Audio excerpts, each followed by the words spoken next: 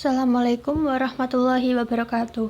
Halo teman-teman semua, sebelumnya perkenalkan kami dari kelompok 4 offering G, program studi S1 Biologi, Fakultas MIPA Universitas Negeri Malang angkatan 2022.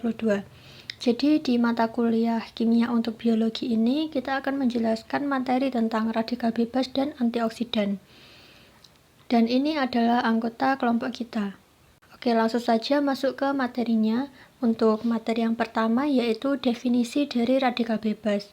Nah, radikal bebas itu merupakan suatu molekul di dalam tubuh yang dia itu bersifat tidak stabil dan reaktif. Nah, radikal bebas ini dia itu sifatnya berbahaya bagi tubuh. Nah, kenapa sih kok radikal bebas ini berbahaya bagi tubuh? Jadi gini, kan radikal bebas itu dia merupakan molekul yang tidak stabil. Artinya, di kulit terluarnya itu ada satu atau lebih elektron yang tidak berpasangan. Jadi, agar dia stabil, dia itu butuh elektron dari molekul lain. Nah, biasanya radikal bebas ini akan merebut elektron dari molekul lain secara membabi buta. Dan biasanya molekul yang direbut elektronnya ini dia akan bersifat destruktif, rusak dan tidak dapat kembali seperti semula.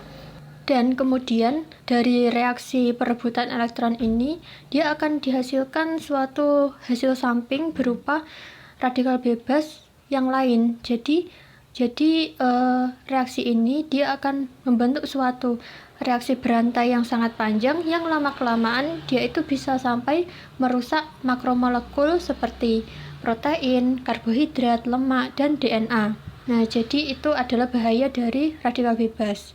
Kemudian yang kedua yaitu beberapa penyakit yang disebabkan oleh adanya radikal bebas ini. Beberapa penyakit tersebut adalah yang pertama itu ada kanker di dalam tubuh yang disebabkan oleh putusnya rantai DNA di dalam tubuh.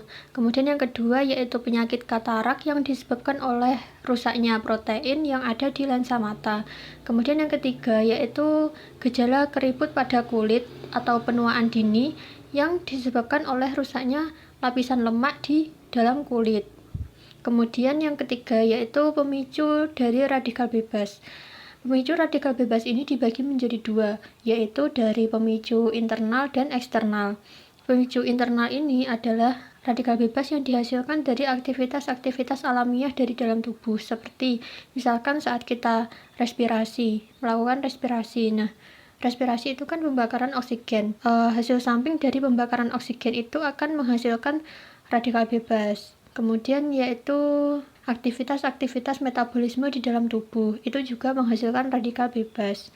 Kemudian untuk pemicu eksternal itu adalah pemicu yang berada di luar tubuh. Seperti contohnya ada beberapa aktivitas-aktivitas yang dapat memicu radikal bebas atau kebiasaan-kebiasaan buruk seperti merokok, kemudian minum minuman keras, dan memakai obat-obatan. Kemudian yang kedua yaitu dari paparan sinar matahari langsung. Jadi kita diharapkan untuk tidak terkena sinar matahari langsung di antara jam 10 sampai jam 3 sore. Kemudian yang ketiga yaitu cara pengolahan makanan yang kurang benar seperti dengan menaruh bahan pengawet pada makanan, kemudian kita membakar daging pada suhu tinggi, karena daging itu kan dia mengandung banyak protein. Nah, kalau protein itu dibakar di suhu yang tinggi, maka protein itu akan rusak dan melepaskan radikal bebas. Kemudian mengolah makanan menggunakan minyak yang dipakai berulang-ulang. Itu juga dapat memicu adanya radikal bebas, seperti itu. Selanjutnya saya akan menjelaskan tentang cara kerja antioksidan. Antioksidan bekerja dengan cara bereaksi dengan radikal bebas reaktif dan menghasilkan produk yang cenderung lebih stabil. Apabila radikal bebas bereaksi tanpa adanya antioksidan, maka akan bereaksi dengan molekul seperti DNA, protein, lipid, ataupun lainnya dan menghasilkan produk serta radikal bebas yang lain. Nah, radikal bebas yang terus-menerus terbentuk dari hasil reaksi radikal bebas sebelumnya ini akan membentuk reaksi berantai yang sangat membahayakan. Sedangkan apabila radikal bebas bereaksi dengan antioksidan, maka akan membentuk produk yang cenderung lebih stabil. Hal ini dikarenakan antioksidan cenderung bereaksi dengan radikal bebas terlebih dahulu dibandingkan dengan molekul yang lain. Karena antioksidan bersifat sangat mudah teroksidasi atau bersifat reduktor kuat dibandingkan dengan molekul yang lain. Jadi keefektifan dari si antioksidan ini bergantung dari seberapa kuat daya oksidasinya dibandingkan dengan molekul yang lain. Semakin mudah teroksidasi, maka semakin efektif antioksidan tersebut. Selanjutnya adalah manfaat dari antioksidan. Seperti yang sudah disebutkan pada cara kerjanya, antioksidan ini memiliki manfaat sebagai inhibitor yang bekerja menghambat oksidasi dengan cara bereaksi dengan radikal bebas reaktif, membentuk radikal bebas tak reaktif yang relatif stabil sehingga dapat melindungi sel dari efek berbahaya radikal bebas oksigen reaktif. Setelah mengetahui cara kerja dan manfaat antioksidan, di sini saya akan menjelaskan tentang sumber antioksidan yang terbagi menjadi dua, yaitu endogen dan eksogen.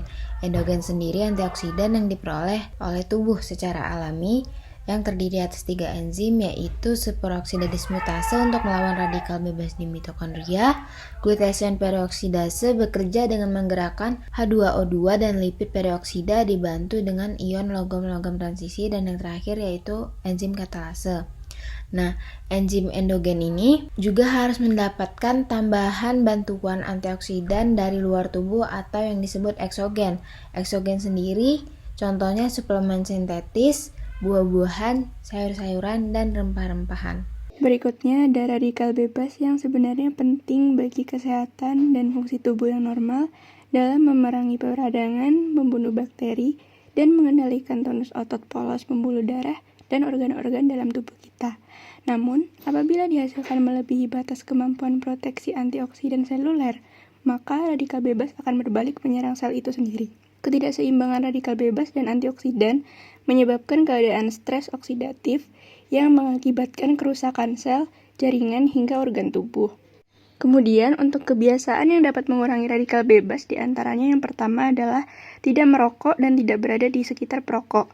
Kedua, menghindari berada di bawah radiasi sinar matahari secara langsung, mungkin pukul 10 pagi sampai 3 sore, dan sinar X secara berlebih.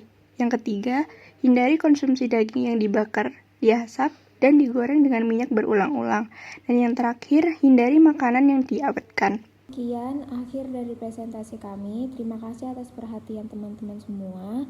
Wassalamualaikum warahmatullahi wabarakatuh.